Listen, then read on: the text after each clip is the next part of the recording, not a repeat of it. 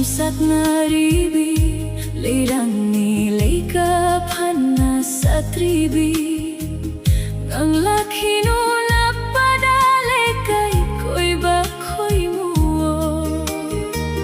Nung si Chirol to binu E kay tibi mapopni Pakat chene e dilayrang Lay khokloy khigadra Kabiu sambal na hakna Mirang laktagi gulab gum Senabiu layrang laynabu Tamoy pong na nung sina Nung siwari lina lina Layrang senabiu Tamoy gimasel laktuna Nung si nyagiu Tamoy ginungsi paujel na layrang senabiu Pumsat naribi layrang ni senabiu nungsina Kalak coba tay bangda uyung taret yung duna Lekpiru egi lekaigi ko'y buwa Ening tam na satjage layrang laynam laynungsi Nipay chobi tamoy ni Nigay chobi etoni Oy biu egi hiro Lekay nak na hero Kalak choba tay bangga uyung taret yung duna Lekpiu egi lekaigi ko'y buwa Ening tam na satjage layrang laynam laynungsi Nipay chobi tamoy ni Ningay chobi etoni Oy biu egi hiro Lekay nak na hero Nipay chay na kang lakli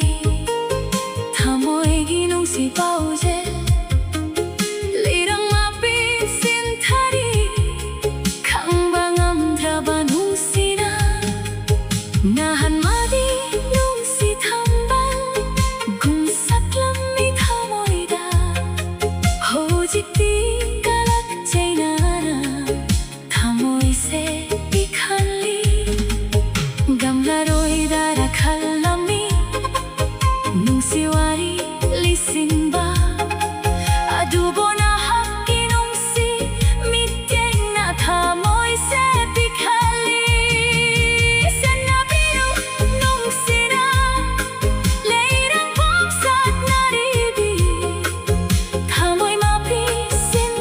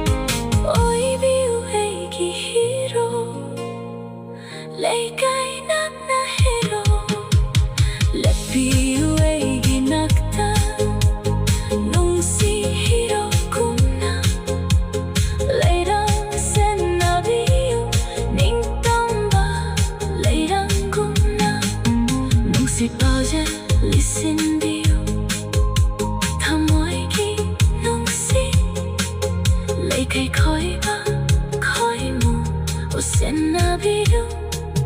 레이라 농시바 농시바 에이가